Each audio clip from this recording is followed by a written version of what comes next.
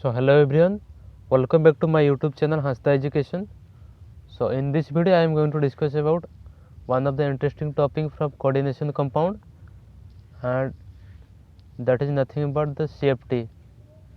Okay, so the CFT stands for crystal field theory. Okay, so previously I have already discussed about VBT, and I have also discussed how to find out the hybridization, geometry and nature etc.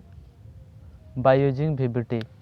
Okay, then what is the need of CFT, or what is the drawbacks of VBT? Okay, so let's first of all see the drawbacks of VBT.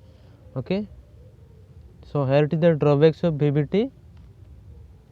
So VBT couldn't explain the stability of complex. Okay, so this is the first point.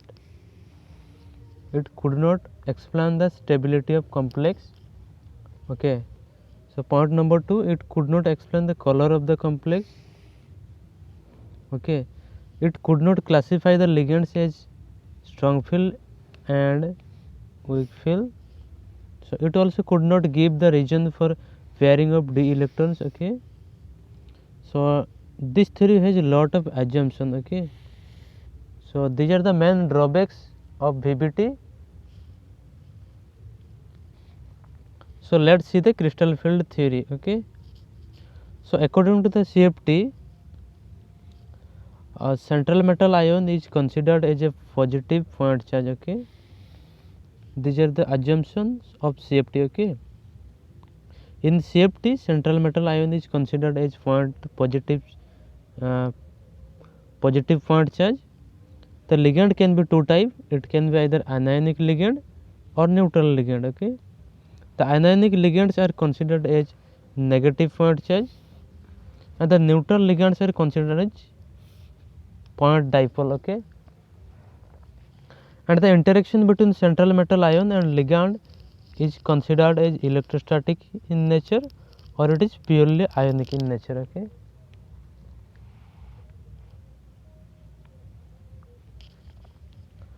now in presence of the ligands or in the electric field of ligand, the 5 degenerate d orbitals of the central metal atom loses their degeneracy, and it splits up into two set of different energy levels. Okay, one is T2G.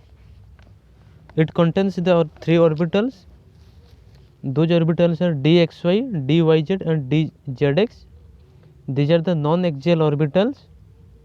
Non-axial orbitals means the lobes of these orbitals is oriented in between the axis. Okay, another set of orbitals is Eg, and it contains 2 orbitals. These are dx square y square and dz square. These are known as axial orbitals. That means the lobe of these orbitals is oriented along the axis. All right, so here is a important word, degenerate. Degenerate orbitals means the orbitals having equal energy. Okay,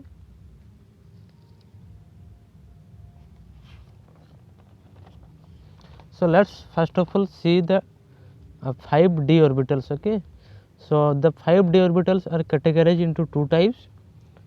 Okay, these are axial d orbitals and non-axial d orbitals. Okay, in case of axial d orbitals, the lobes are oriented along the axis. Okay, here is the example of two axial orbitals. These are dx square y square, and this is oriented along x axis and y axis. Okay, here is the picture of the dx square y square orbital, and it is the dz square orbital, and it is oriented along the z axis. Okay, here it is the picture of dz square orbital. Okay, so these two are the axial d orbitals. Okay, so here it is the non-axial d orbitals.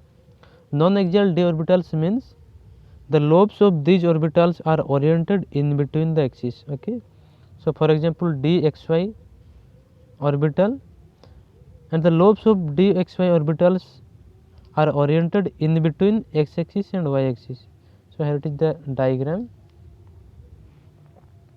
The lobes are in between the x axis and y axis. Okay, similarly dyz orbital, The lobes of d, y, z orbitals are oriented in between y axis and z axis. So here it is the picture, it is the y axis and it is the z axis, and the lobes of these d, y, z orbitals are oriented in between the y axis and z axis, and similarly it is the dz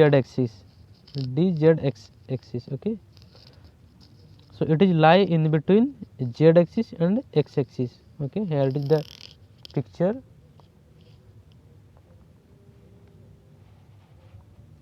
So these are the 5d orbitals. Okay,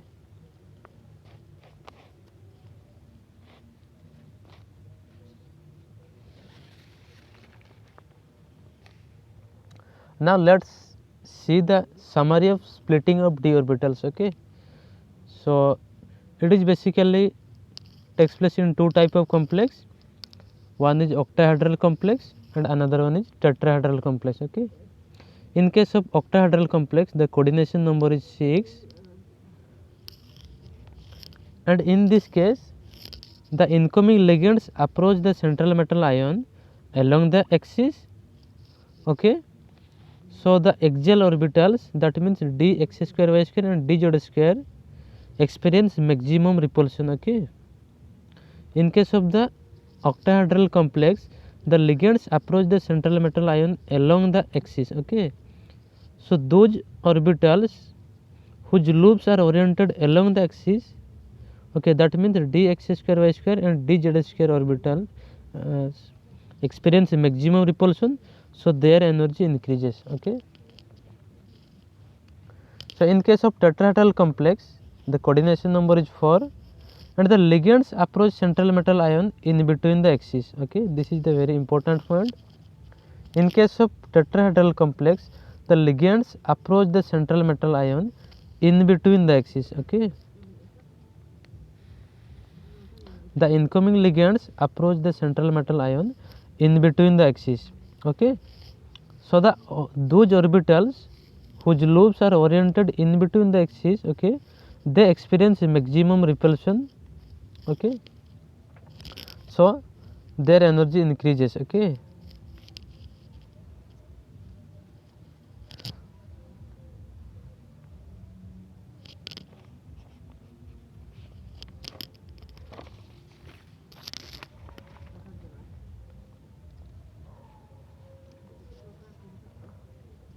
so here it is the splitting in octahedral complex. Okay, so here it is the 5d orbitals. These are the degenerate orbitals, that means the orbitals having equal energy. Okay, and this is in absence of ligand. Okay, and this is the average energy of the d orbitals in spherical crystal field. Okay, this is in presence of ligand. When the ligands approach the central metal ion, the energy of these orbitals increases. Okay, so this is the in presence of ligand. Okay, so in case of octahedral complex, since the ligands approach the central metal ion along the axis, so these two orbitals, okay, which are oriented along the axis, experience maximum repulsion, so their energy increases as compared to these orbitals. Okay,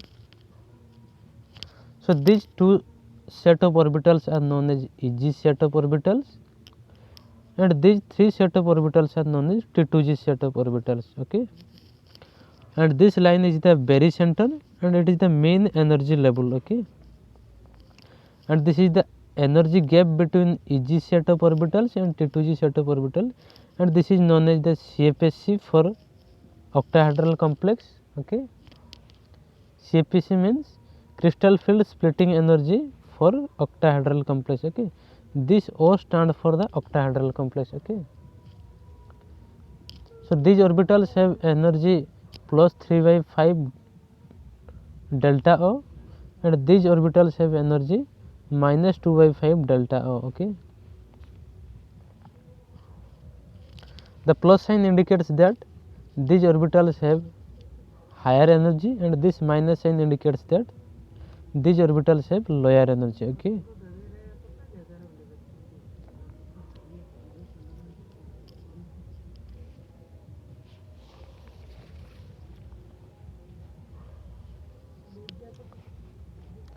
let's see the splitting in tetrahedral complex. Okay,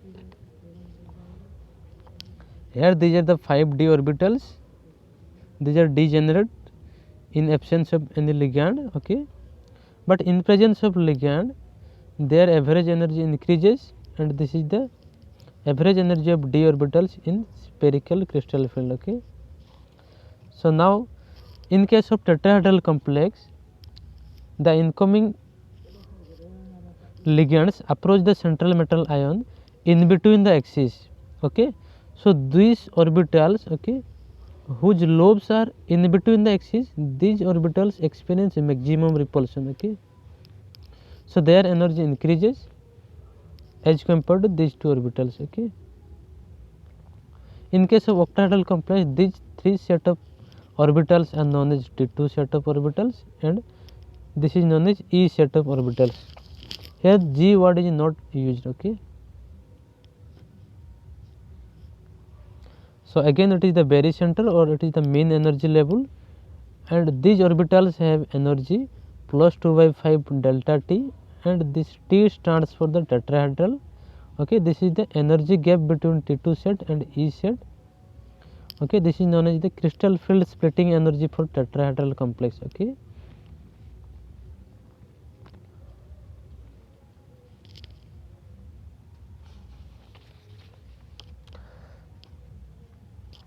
now let's see how to fill the electrons in these orbitals. Okay, so now the filling of electron depends upon two things, these are CFSE and the pairing energy. Okay, this pairing energy is constant for a particular metal, and this CFSE is variable. Okay, this again depend upon the strength of ligand. Okay, this pairing of or filling of electron depends on the strength of ligand. Okay,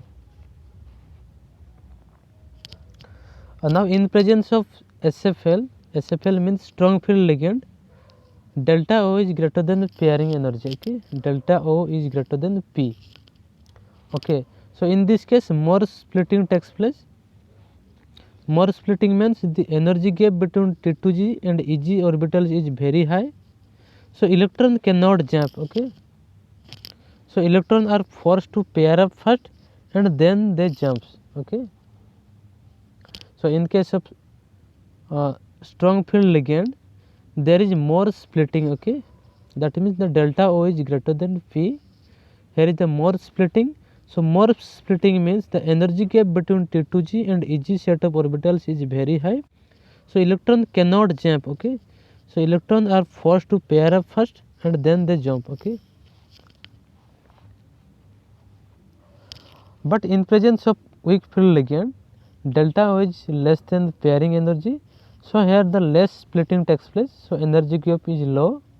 Okay, so the electron can easily jump to one set of orbitals to another set of orbitals. Okay, so here in this case pairing takes place after all the orbitals are singly occupied. Okay, this is the filling of electron in different orbitals. Okay, so here let's see an example. The compound is K4FeCN6 and the coordination of given compound is 6. Since the coordination number is 6, that means it is a octahedral complex, and the oxidation state of this central metal atom is +2. Okay, and the ligand is SFL. CN is SFL, that means strong field ligand. Strong field ligand means delta O is greater than pairing energy. Okay,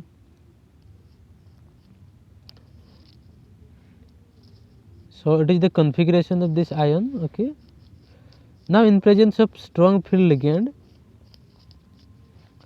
what happens is this energy gap is very high. Okay, this energy gap is very high, so it is the 3d6 configuration. So first of all I have given to this. Okay, then since it is a strong field ligand, and strong field ligand means this energy gap between these two set of orbitals is very high, so electron cannot jump to this set of orbitals. Okay, so it is forced to pair up here, and then if remaining electrons are there then they will go to this orbitals. Okay, this is the style of filling of electron. Okay, So thank you for watching this video. Okay.